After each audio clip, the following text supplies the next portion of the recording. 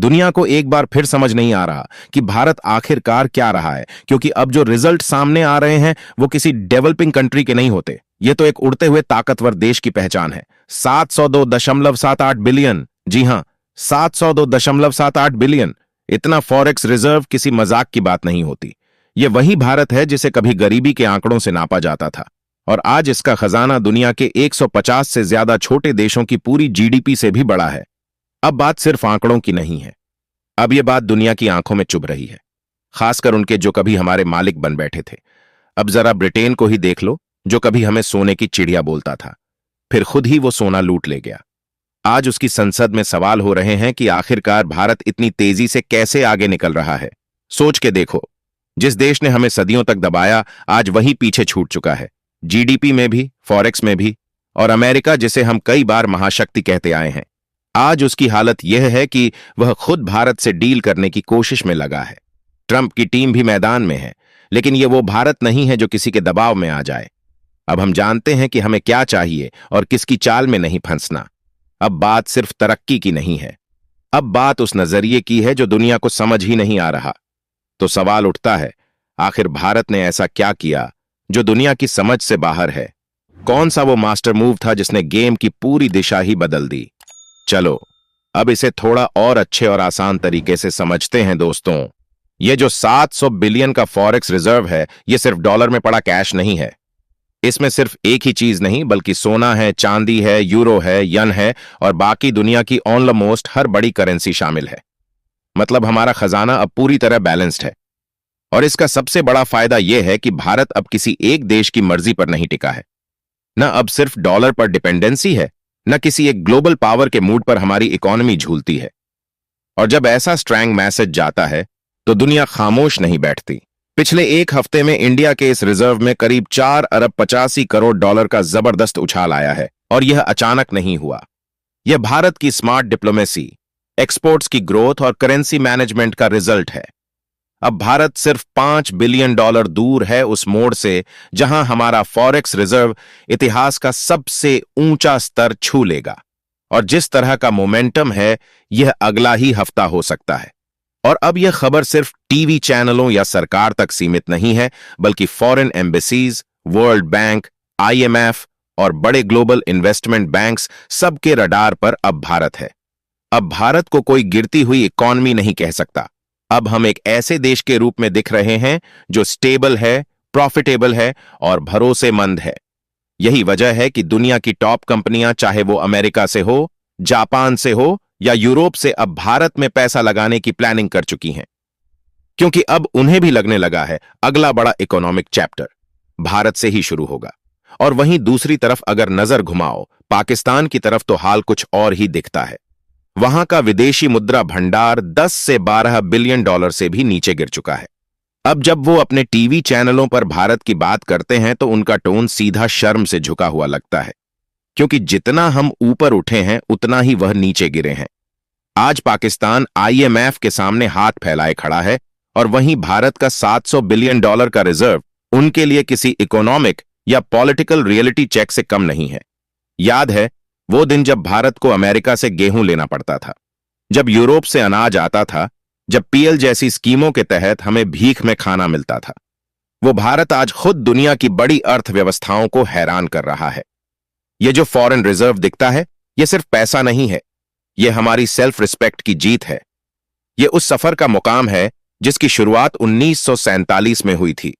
अब बात सिर्फ विकास की नहीं रही, अब भारत एक ऐसा इतिहास लिख रहा है जो आने वाले दशक तक याद किया जाएगा। आईएमएफ, वर्ल्ड बैंक, एमडीईएस जैसी एजेंसियां अब कह रही हैं कि इंडिया सबसे भरोसेमंद ग्रोथ स्टोरी है। और इस भरोसे की जड़ क्या है? यही हमारा फॉरेन रिजर्व।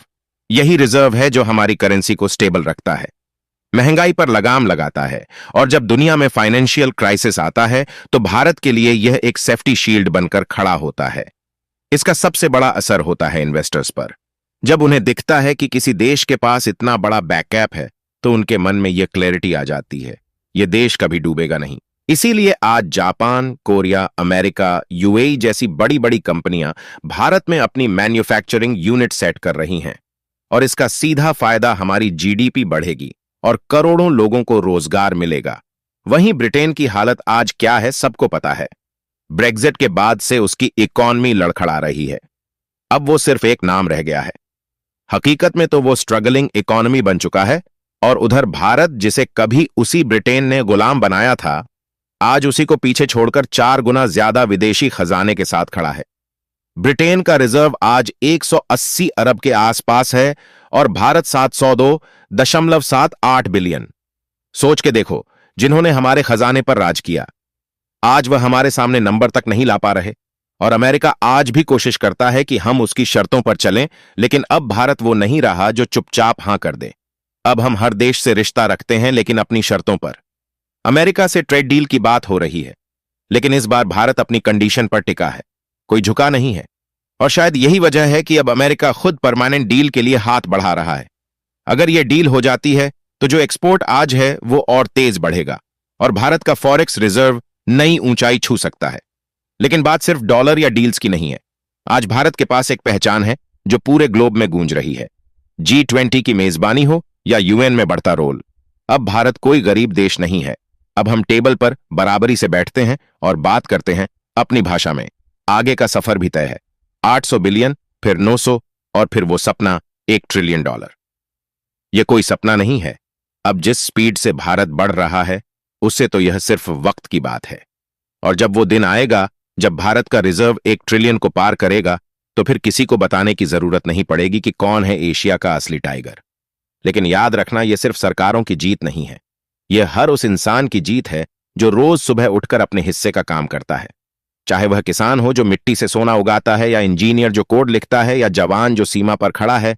यह खजाना नोटों से नहीं भरा, यह मेहनत से, पसीने से और भरोसे से भरा हुआ है। और अब जब दुनिया भारत की तरफ देख रही है, तो वह सिर्फ एक मार्केट नहीं देख रही, वह एक भरोसेमंद ताकत देख रही है। अब भारत सिर्फ एक उभरती इकॉनमी नहीं है, अब भारत ग्लोबल स्टेज का किंग मेकर बन चुका है। और इस किंग की सबसे बड़ी ताकत है उसका $700 अरब का खजाना। लेकिन दोस्तों, यह जो खजाना है, यह सिर्फ एक्सपोर्ट्स या ट्रेड सरप्लस से नहीं बना। इसके पीछे है भारत की साफ सुथरी पॉलिसी, स्मार्ट टैक्स रिफॉर्म्स और इंटरनेशनल इन्वेस्टर्स के साथ की गई वो स्ट्रेटजी, जिन्होंने आज हमें इस मुकाम तक पहुंचाया है। जीएसटी को ही देख लो। पहले जो सिस्टम था वह प्रोडक्शन बेस्ड था, लेकिन अब हम कंज्यूमेशन बेस्ड टैक्स मॉडल पर आ चुके हैं। इसका सीधा मतलब, अब भारत एक ऐसा देश बन चुका है जहां निवेश करना आसान भी है और पारदर्शी भी। इसी का असर यह हुआ कि आई ऑफ डूइंग बिजनेस में भारत की रैंकिंग लगातार ऊपर गई और अमेरिका, यूरोप की कई बड़ी कंपनियों ने चीन को छोड़कर भारत को अपना नया मैन्युफैक्चरिंग हब मानना शुरू कर दिया। यानी यह जो रिजर्व बढ़ा है, यह कोई उछाल नहीं है, यह सस्टेनेबल ताकत है। और जानकर हैरानी होगी, इस $700 अरब के खजाने में अकेले सोने की हिस्सेदारी $50 अरब से ज्यादा है। अब यही नहीं रुकते, भारत की फॉरेक्स स्ट्रेंथ की एक और बहुत बड़ी वजह है रेमिटेंस इनकम, यानी दुनिया भर में बसे हमारे भाई बहन जो हर साल करोड़ों डॉलर भारत भेजते हैं। सिर्फ 2024 में ही $125 अरब से ज्यादा की रेमिटेंस भारत को मिली, जो पूरे वर्ल्ड में सबसे ज्यादा है। अमेरिका, खाड़ी देश, यूरोप, ऑस्ट्रेलिया, कनाडा, जहां भी भारतीय बसे हैं, वो अब सिर्फ अपने परिवार नहीं संभाल रहे, बल्कि देश की इकॉनमी को भी ग्लोबल फ्यूल दे रहे हैं। इसीलिए आज भारत को IMF या वर्ल्ड बैंक से लोन लेने की जरूरत नहीं पड़ती। अब हालात ये हैं कि भारत खुद दूसरों को मदद देने की ताकत रखता है। तो मेरे सभी हिंदुस्तानी भाइयों, अगर आपको भी हमारे भारत की दिन प्रतिदिन बढ़ती तरक्की से खुशी और गर्व हो रहा है, तो अपनी राय कमेंट में जरूर बताइए और इस वीडियो को एक लाइक करके अपने मित्रों तक शेयर जरूर करें, ताकि उन्हें भी जानकारी मिल सके। इसी तरह और भी नॉलेजेबल वीडियो देखने के लिए चैनल को सब्सक्राइब करके बेल आइकन को ऑल पर जरूर सेलेक्ट करें। जय हिंद।